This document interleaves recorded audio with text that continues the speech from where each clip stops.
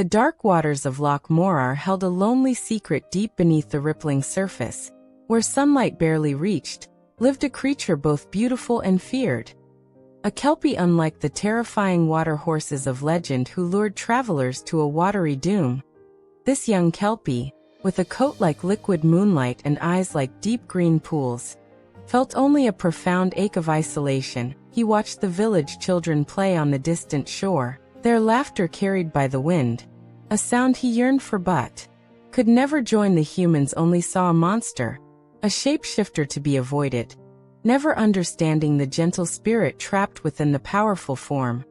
Forever separated by ancient tales and deep, swirling currents of fear and misunderstanding. One crisp autumn afternoon, a small figure ventured closer to the Loch Morar's edge than anyone dared. Fiona, a girl with bright, curious eyes and hair the color of fire, had always felt a strange pull towards the mysterious water.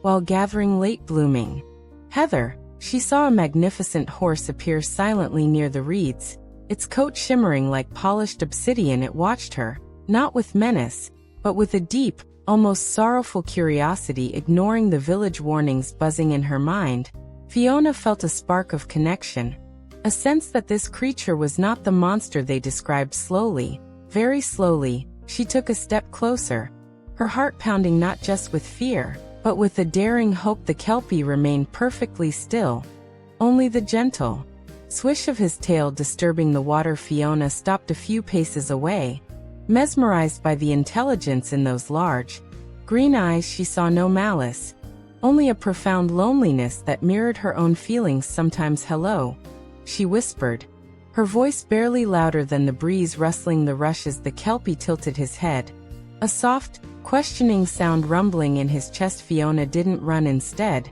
she sat down on a smooth, moss-covered rock, pulling out a slightly bruised apple from her pocket. "Are you hungry?"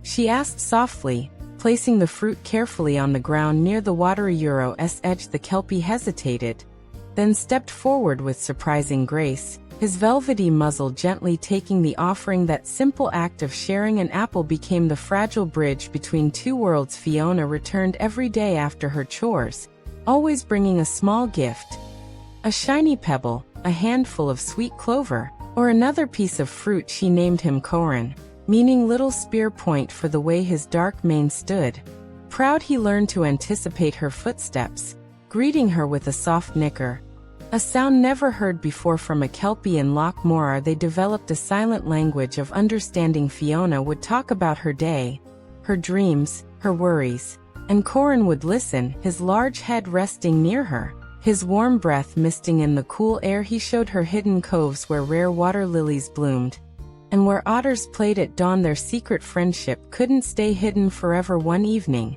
as Fiona lingered later than usual, sharing stories under the rising moon, old Hamish the fisherman spotted them. Seeing the girl so close to the dark water horse filled him with terror. He raced back to the village, shouting the alarm. "The Kelpie has enchanted Fiona. He'll drag her under."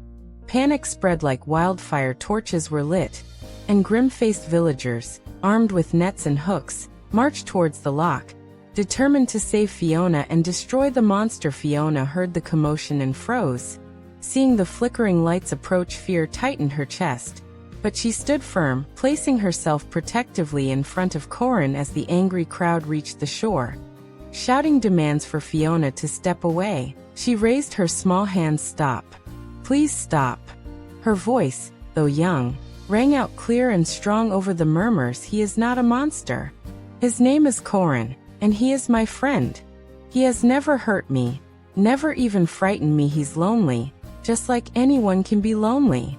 She turned and placed a gentle hand on Corran's powerful neck. He stood tall beside her, not threatening, but clearly seeking her protection, his intelligent eyes wide with apprehension as he faced the wall of fearful humans and their hostile torches. The villagers faltered, confused by the sight of the fierce water horse standing calmly beside the defiant child, seeking solace rather than offering violence. A tense silence fell, broken only by the crackle of torches and the gentle lap of water.